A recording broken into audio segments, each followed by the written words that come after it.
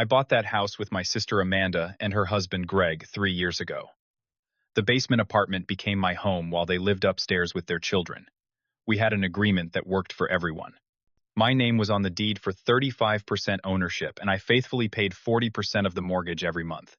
Then Greg got that big promotion, and suddenly I became an embarrassment. My own sister kicked me to the curb without warning, but kept expecting my monthly payments. What happened next changed all our lives forever. Before I tell you how my own sister threw me onto the street, and what happened after I stopped funding her dream home, let me know where you are watching from, and hit that like and subscribe button if family betrayal stories make your blood boil too. My childhood with Amanda was everything you would expect from growing up in a modest middle-class home in Riverside, California. Our parents worked hard to provide us with comfortable but not extravagant lives. Dad managed a local hardware store while Mom taught third grade at the elementary school down the street. We were never wealthy, but we never went without either.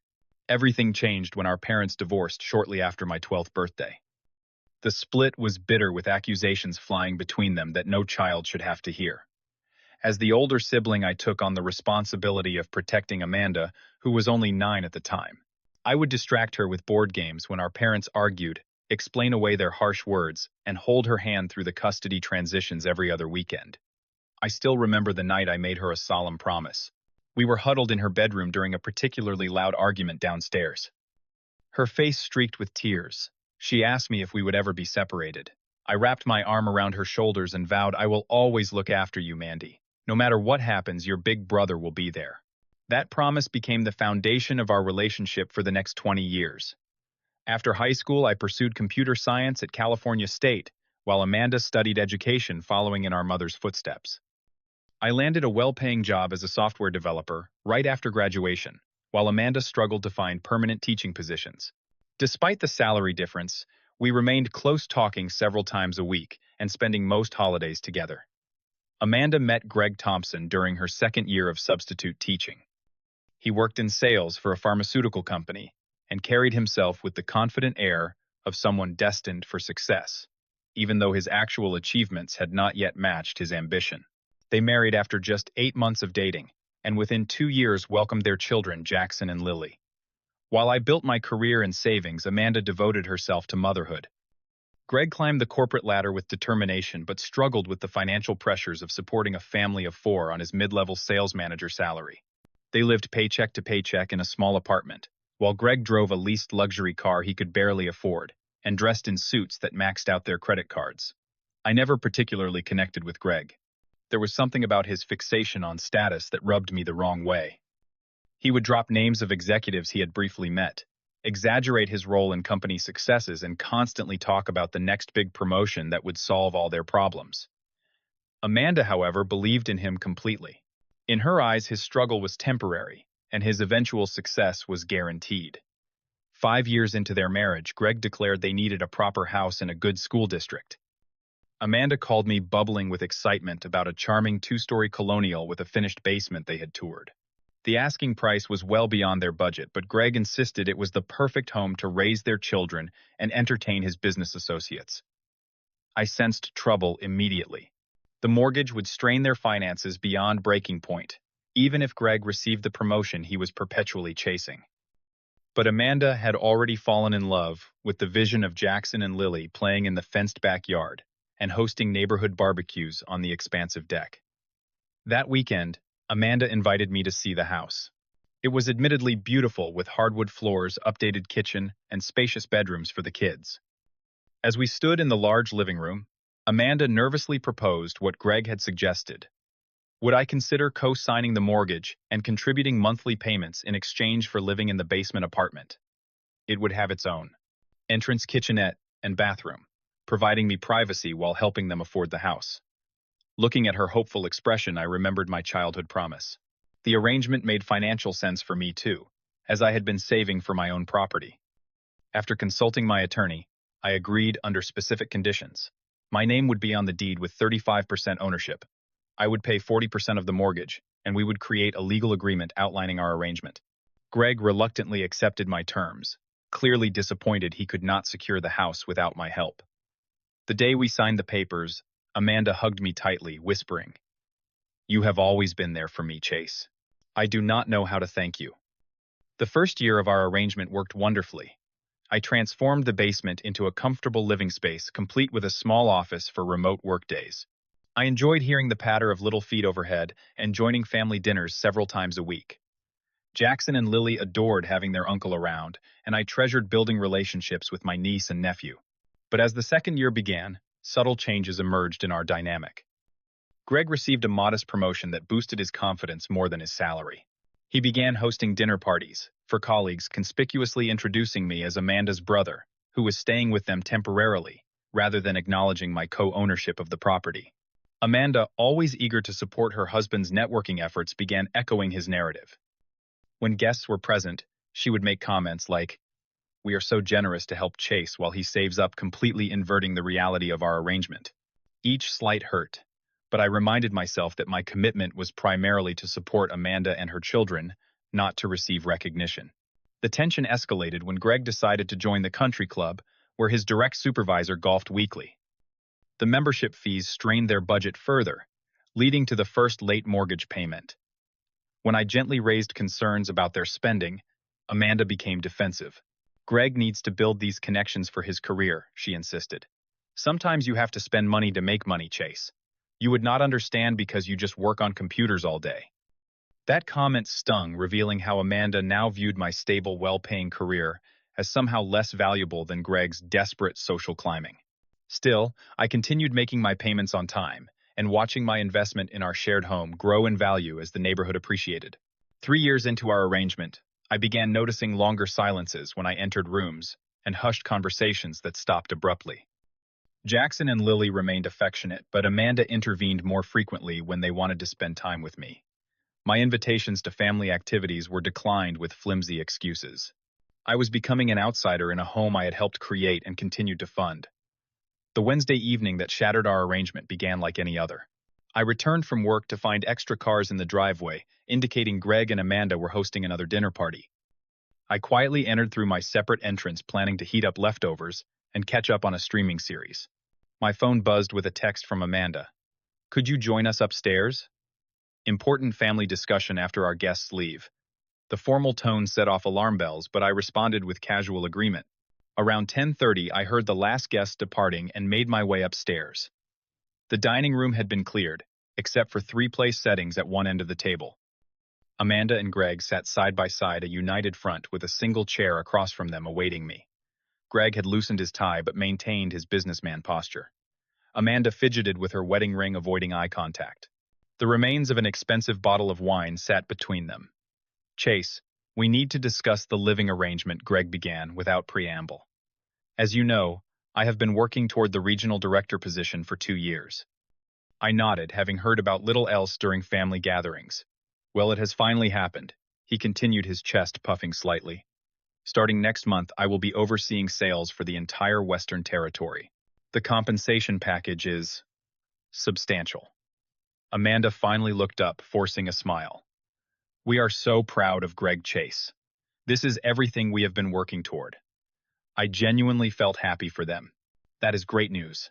Congratulations, Greg. Does this mean you will be accelerating payments on the mortgage? Maybe we can pay it off ahead of schedule." The couple exchanged uncomfortable glances. Greg cleared his throat. "Actually, we need to make some changes around here. With my new position comes new responsibilities. I will be expected to entertain executives sometimes with very little notice. We need the entire house available for these occasions." My stomach tightened as his implication became clear. "What Greg is trying to say," Amanda interjected, her voice unnaturally high, "is that we need the basement space for entertaining, for a proper home theater and wine cellar. Greg's colleagues all have dedicated entertainment areas." "You want me to move out," I stated flatly. "We think it would be best," Greg confirmed, attempting to sound regretful but failing. "Of course, we understand there are financial considerations. We can discuss buying out your portion of ownership over time." The calculated nature of the conversation made my blood run cold. This was not a spontaneous decision, but a carefully planned eviction of an inconvenient co-owner. "My name is on the deed," I reminded them.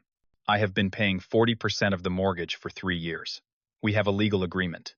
Greg waved his hand dismissively. Yes, and we intend to honor that."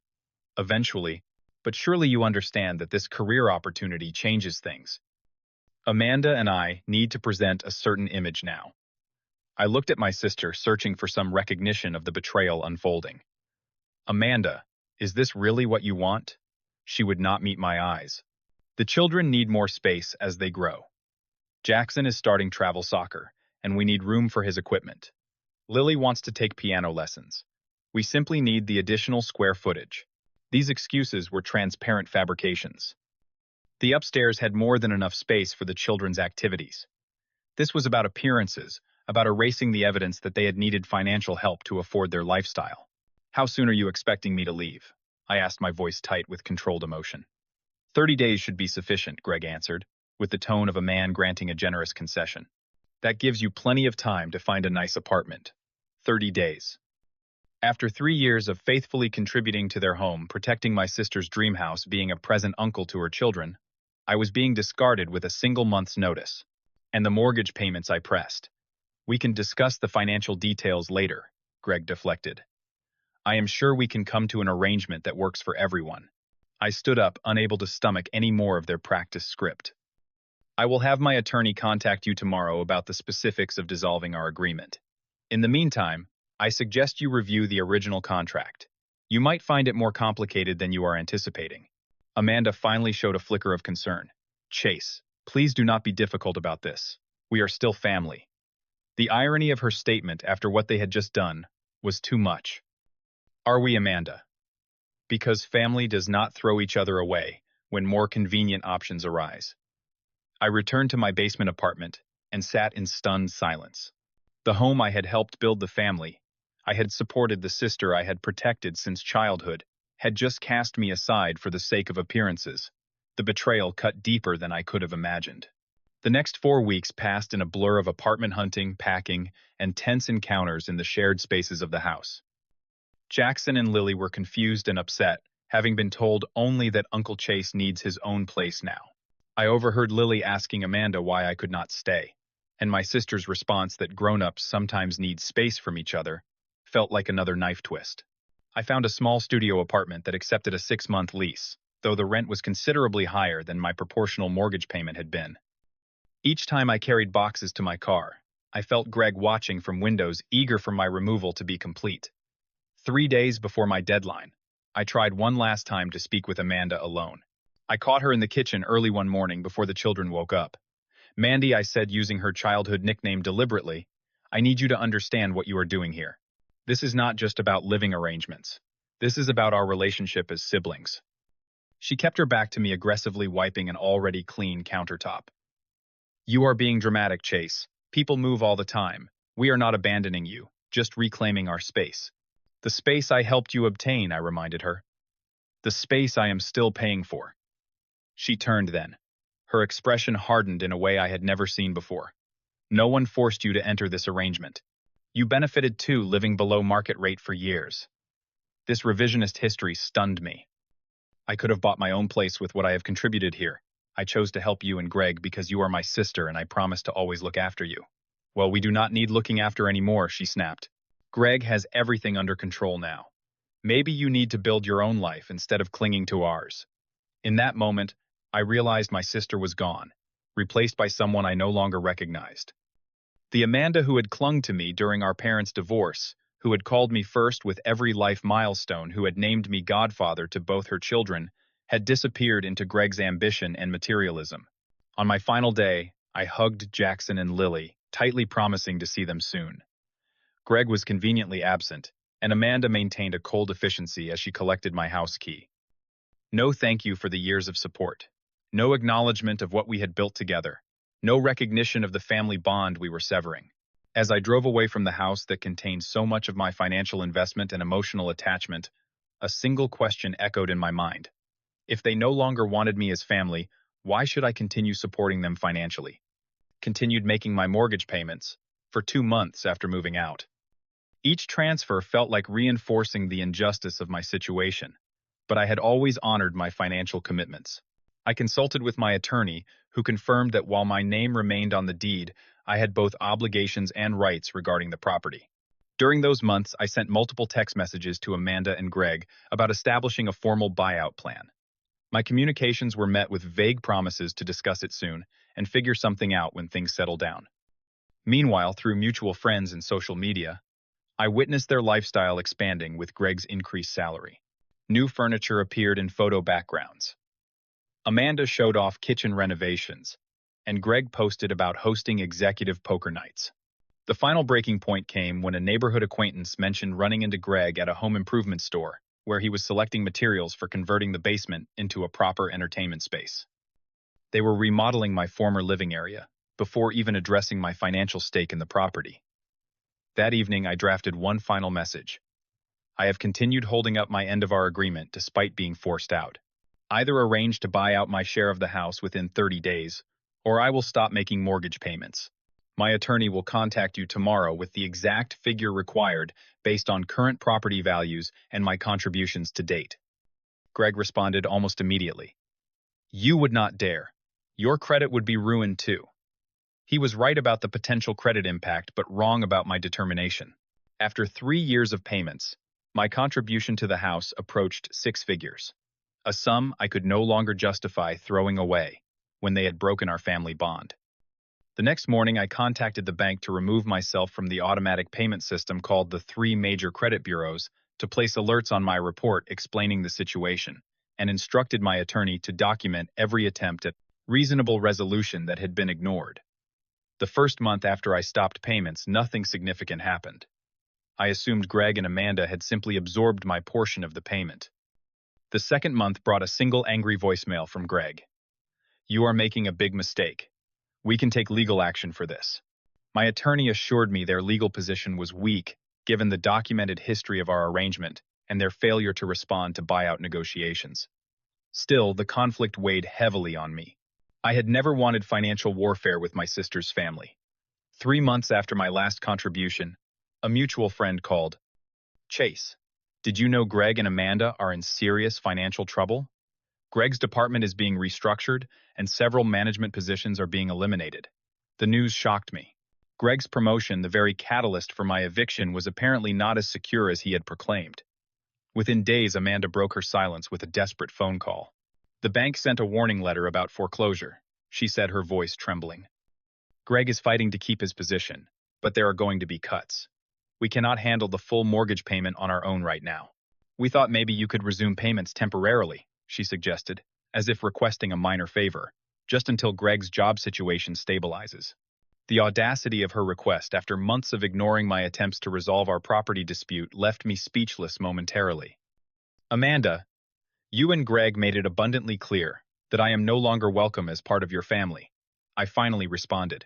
You cannot discard someone and still expect them to fund your lifestyle. This is not about lifestyle, she protested. This is about keeping a roof over your niece and nephew's heads. The emotional manipulation attempt was transparent. There are many solutions available to you, I pointed out. You could sell the house and downsize. You could rent out rooms. You could cut unnecessary expenses like country club memberships and kitchen renovations. Her sharp intake of breath told me I had hit a nerve. We cannot possibly downsize. What would people think Greg needs to maintain appearances during this career uncertainty? And there it was, the truth that mattered more to them than family appearances. Image had been the reason for pushing me out, and image was still their priority even as financial reality crashed down around them. I am willing to discuss a resolution, I offered. But it needs to include either buying out my share or selling the house and dividing the proceeds according to our legal agreement. We are not selling our home, Amanda declared, panic, edging her voice. This is where our children grew up. Their ages are 9 and 7, Amanda. They have most of their growing up ahead of them, I reminded her gently. Children adapt.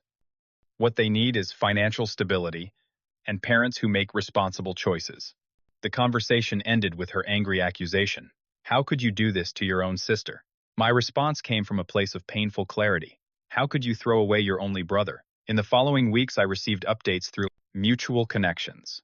The bank had initiated foreclosure proceedings after 4 missed payments. Greg had indeed lost his management position in the restructuring, though he remained employed at a significantly reduced salary. Amanda had taken a part-time teaching assistant job, but the combined income was insufficient to catch up on the substantial mortgage arrears. As the final 30-day notice from the bank approached, I experienced conflicting emotions. I took no pleasure in their housing crisis, particularly as it affected Jackson and Lily. Yet I also recognized that the consequences stemmed directly from Amanda and Greg's choices, their decision to live beyond their means, to value appearances over family bonds, and to reject reasonable solutions when financial troubles began. Through a former neighbor, I learned they had received the official foreclosure notice. The house would go to auction the following month, unless they could produce the full amount of missed payments plus penalties. Greg's parents had refused to bail them out, citing years of ignored financial advice and Greg's pattern of overextension. The night before the auction deadline, Amanda called again. Her voice was different, broken, and raw, with emotion that could not be manufactured. "We are moving in with Greg's parents tomorrow," she said without preamble. "The kids are devastated." Lily cried all day about leaving her friends in school. I remained silent, allowing her to continue. "I keep thinking about what you said," she admitted quietly, "about choices and consequences, about putting appearances before what really matters." A long pause followed before she whispered, "I am so sorry, Chase." Those 4 words, the first genuine acknowledgement of wrongdoing since the whole ordeal began, cracked the wall I had built around my hurt. We talked for nearly 2 hours that night about resentment and regret, about Greg's controlling influence and her own complicity, about the values we had been taught as children versus the ones she had embraced in her marriage. "Greg blames me for everything," she confessed. "He says if I had not invited you to co-own in the first place, none of this would have happened. Our marriage is falling apart under the pressure." While I felt sympathy for her situation, I also recognized the important lessons being learned through these difficult consequences. Sometimes losing everything is the only way to recognize what truly matters. "What will you do now?" I asked. "Try to rebuild," she sighed. "Find a small apartment near a decent school for the kids. Maybe reconnect with the sister I used to be before all this." It was the first hopeful moment in our fractured relationship in over a year. 6 months have passed since Amanda and her family moved out of the foreclosed house. The property sold at auction for less than its market value, but my attorney ensured. I received my legal portion of the proceeds. I used that money as a down payment on a modest 3-bedroom home in a friendly neighborhood with good schools, not for appearances, but for comfort and future security. The most significant change has been in my relationship with Amanda. After moving into a small apartment across town, she began the difficult process of untangling her identity from Greg's ambitions. They separated 3 months ago, with Greg moving to another state for a fresh start in a different pharmaceutical company. Amanda now brings Jackson and Lily to visit me every other weekend. Our first few gatherings were awkward, weighted with unspoken history, but the children's natural enthusiasm helped bridge the uncomfortable silences. During their 3rd visit, while the kids were playing in the backyard, Amanda finally addressed the elephant in the room. "I chose wrong, Chase," she admitted, watching her children through the window. "I chose the illusion of success over the reality of family. I let Greg convince me that appearances matter more than substance. We all make mistakes," I offered. "The question is what we learn from them." She turned to face me, her expression more authentic than I had seen in years. "I learned that a mansion with a foreclosure notice is not a home, and people who only value you when you serve their purposes are not family." That conversation became the foundation for rebuilding our sibling bond. Amanda started attending therapy to address her people-pleasing tendencies and materialistic values. I joined her for several family counseling sessions where we explored the impact of our parents' divorce on our attachment patterns, her seeking validation through status, and my overprotective caretaking. The children have shown remarkable resilience through all the changes. Jackson has made new friends at his school and joined a community soccer team that costs a fraction of the elite club Greg had insisted upon. Lily continues piano lessons with a retired teacher who charges reasonable rates. They speak of their father with a mixture of longing and confusion, still adjusting to weekend phone calls and monthly visits. I have experienced my own healing journey. For years, I defined my worth through taking care of Amanda, making her needs central to my decision-making. The painful separation forced me to develop new friendships and invest in my own well-being. I joined a hiking club, began dating more actively, and even earned a professional certification that led to a promotion. Last week, Amanda called with news that she had been offered a full-time teaching position for the upcoming school year. Her voice contained a pride I had not heard in years, genuine satisfaction in her own accomplishment, rather than reflected glory from Greg's status symbols. I want to take the kids out to celebrate, she said. Nothing fancy, just pizza and ice cream. Would you join us? That simple dinner at a neighborhood pizzeria with my sister and her children felt more meaningful than any of the elaborate dinner parties in the house we once shared. We laughed over melting ice cream and made plans for a summer day trip to the beach. No pretensions, no keeping up appearances, just authentic connection. The experience has taught me that sometimes letting go is necessary for everyone's growth. By stopping the mortgage payments, I was not just standing up for myself financially. I was refusing to enable a value system that was ultimately destructive to my sister and her children. The short-term pain of foreclosure led to clarity that might never have come otherwise. True family is not about financial support or shared addresses. It is about mutual respect, honest communication, and valuing each other's well-being. Amanda and I are slowly rebuilding these foundations in our relationship, creating something more genuine than what we had before. For those of you watching who might be facing similar difficult decisions with family members, remember that enabling harmful behavior is not the same as showing love. Sometimes the most caring action is establishing boundaries that allow natural consequences to unfold. The path to healing may begin with the courage to say no more. Have you ever had to make a difficult decision that hurt in the short term but led to positive change? Share your experience in the comments below. And if this story resonated with you, please hit that like button and subscribe to hear more real-life lessons. Remember that even the most painful family situations can lead to growth and renewal when we stay true to our values. Thank you for listening to my journey.